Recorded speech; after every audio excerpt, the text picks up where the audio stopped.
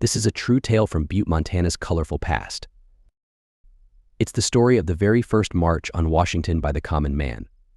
The backdrop is Butte, Montana in the spring of 1894. The silver panic is in full swing. It's the most severe recession or depression the American economy has ever suffered. There is up to 50% unemployment in states like Montana that rely on mining. In a time when unemployment insurance or assistance is unheard of, the ultra-rich owners of Butte's mines, known as the Copper Kings, fight the newly formed unions and plot with the governor.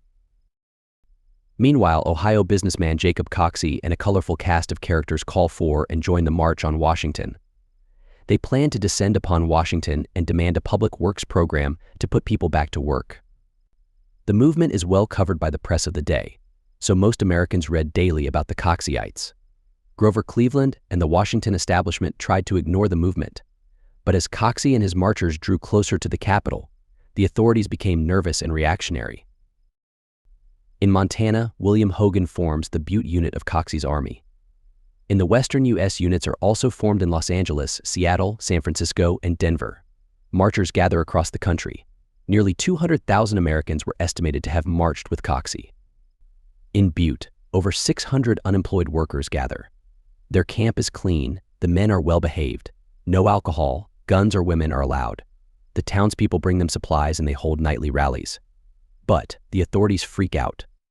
The president, the governor, federal marshal, mayor, and Copper Kings all get involved. Eventually, one of the Copper Kings offers Colonel Hogan a train to use to go to D.C., just to get them out of town. The federal marshal says no, but the contingent, quote, borrows the train and takes off, with 600 men aboard. The federal marshal kidnaps men off the streets of Butte and forms a posse. His train starts out 12 hours behind Hogan. The chase begins. A very exciting chase that finds the citizens of each town along the way cheering for the contingent and throwing rotten eggs at the marshals. It's an epic tale that has many ties to our current situation. The early days of unions, the first organized march on Washington, the federal marshal versus local sheriff, the Copper Kings versus the average citizen worker, the governor versus the president. The train chase scenes across Montana invite some great action, and the entire tale is populated by incredible characters.